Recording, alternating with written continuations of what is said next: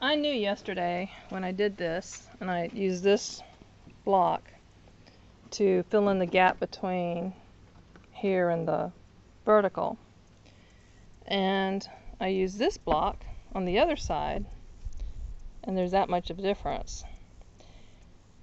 So it bugged me last night. So this morning I came out here and I measured, and sure enough it was much more off than that. In fact, over here is almost an inch off on this side, so it's even more on the other side. But I've got them now evened up. I went ahead and unscrewed all of these. So now I've got all these extra screw holes from doing that. And I'm going to get some wood putty or something and fill those in so I don't get confused with it. And I didn't need to have additional short screws holding in the plywood, since I've got the support screws over here. So yeah, I reduced it by 4 small screws weight wise. But I also sat down and with my husband try to figure out how much this is all weighing. My goal was to keep everything loaded, with this thing loaded, under 500 pounds. You know, that was going to be my max, 500 pounds towing.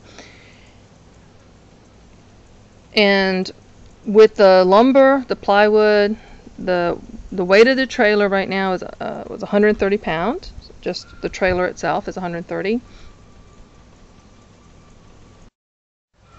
Used almost 2 whole 3/8 inch thick plywood sheets, and my husband was estimating they weighed about 25 to 30 pounds. So it went with the 30 pounds. So, that's 60 right there. So we're up to 190. The 2x4s, I don't think they're 10 pounds each, but we went ahead. Green 2x4s are 13 pounds.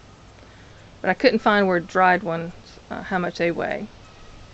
So it all depends on the actual wood that it's made from and stuff. So we just went with 10 pounds with that. And there's about 3, it's going to be about 3 2x4s in there when it's done. And remember, I got that little furring strip taken out, so it's probably a little bit less, but going ahead on the high, so that's another 30 pounds. So we're up to 220. That's pretty good.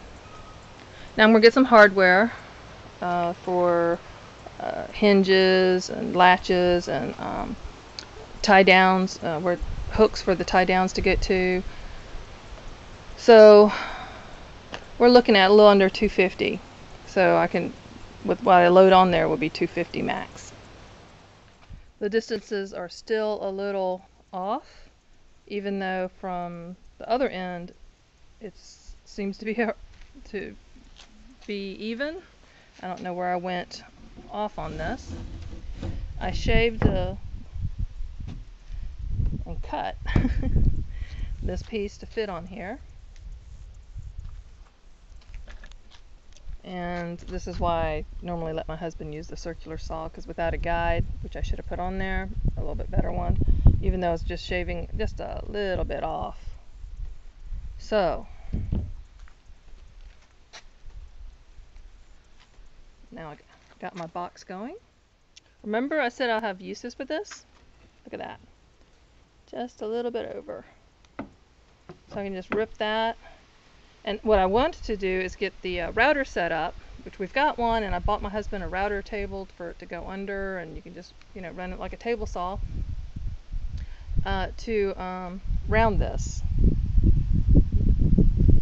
and put that on top. That's my plan. But my plans don't go as I plan. I've always had a preference for sliding doors, whether they slid sideways or they slid up. So I'm going to make this one a slide up. I ripped a 2x2 in half, and I'm just going to test this with some screws for now. Now I'm making handles for my door, lift-up door, and I just took 2 same size scraps. I measured 15 inches from the side.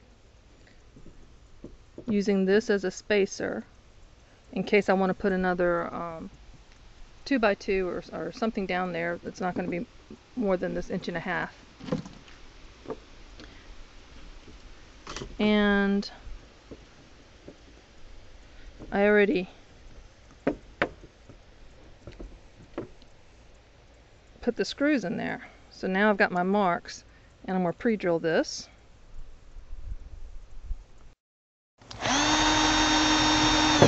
Oops.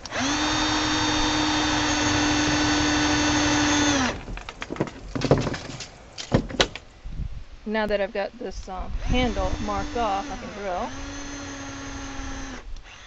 Better if I had a firm surface. These scraps are dried and harder.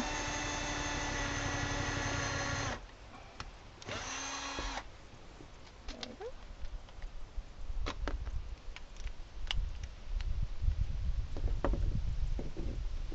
go. Yep, they're seated where they're supposed to be. Oops.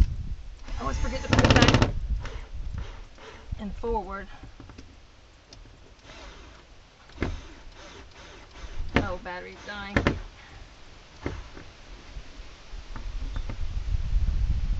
But this is how I'm doing the handle. Okay, this is better. I need to go ahead and not try to take so many shortcuts or go fast, because there's no real rush. Just want to get things done, right? So I just measured to the 15-inch line, clamped this marker, spacer, because I know that I may put something down in the frame to hold this in place so it doesn't buckle inward or outward. So it won't be bigger than that. Hopefully it'll be much smaller, so it won't get in the way of loading and unloading. So line that up here, that side, and press to get the marks for where I'm going to drill the hole.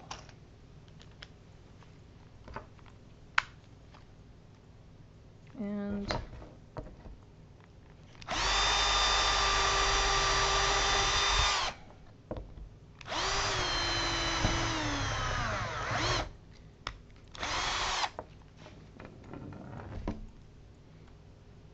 simple enough.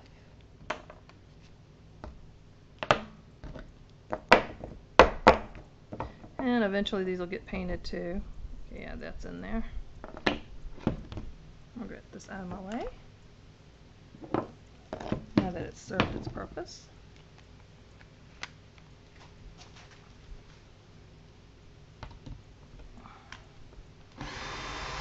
Not on reverse. Can't get that last little bit in until I get this vertical. Just pushing up is not my strong suit. So now both handles are installed. So before I screw everything in, this is not in there, and I've only got a screw at the very top because I want to make sure this works, and I test it before I screw everything in and find out it's not. I still need to paint it, some trim work, but this is it. It's I just got to screw the top down, which I'm debating because of the uses I'm going to be doing in the next week. But I'm going to consider this project done as far as the video is concerned, and when I do finally get all the touch-ups done, everything painted, all the trim work done, and the cage around the top, and the hardware, which I don't have, I got to go buy that, for me to hook our tie downs and stuff too, so I can put chairs and cots and whatever on the sides and the front. So if weight is an issue, I can always remove the top and the door and use a tarp to cover it. So there's options to lighten it some. I'm not going to worry about locking on this lift up. I don't see a lot of people doing that. I don't see, if someone really wanted to get into it, they could. I don't believe in making things easy, but then again, I don't believe in doing stuff I don't need to do. But I think as far as locks go, I'm not going to do that right now. I think when everything is strapped down, it's not going to be easy to open anyway with things on the top of it, because things are probably going to hang over a little bit behind. We're going to have fishing rods. We're going to have all sorts of stuff that they can probably get to a lot easier than having to go inside and figure, if they don't know what's already in there. When there's chairs and cots and what have you that could be stored on there, if we stopped at some place and ate on the way and things are just hanging there. But this is it.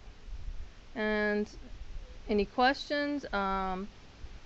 I am a novice, so I probably did a lot of things wrong and things could have been done much better. I am open to suggestions because I know I'm going to rebuild this at some time. Not this year, next year. I'm definitely going to build it if my car can handle it, something taller. If it doesn't show any strain, if I can drive it around and go up and down hills and haul this thing with scrapbooking things in it, and because that's just like carrying wood. It's all paper. Then I'm definitely going to make something a little bit bigger. I'm also going to do disassemble this to some degree so I can put my bikes in there. And there'll be 4 bicycles, 4 almost adult, 2 adults and 2 smaller kids bikes. Sometimes 3 adults and different combinations. But I want it to fit at least 4 adult bikes, and then if we have to go upwards and put something on top of them and have it hanging out, whatever, or hooks, put stuff on the side so that they can actually hang from the sides too, so we can do 6 bicycles. So I'm going to play around with that. So this is going to get disassembled, and then if I put it back together, if you have a suggestion that would work for me and I'm capable of doing it, I'll incorporate it into when I put it back together. So it's not a done deal, and I'm open to that. I hope I'm not going to get offended. Be kind though, please. This is new for me, and if you've been following this video series, thank you, and thank you for watching.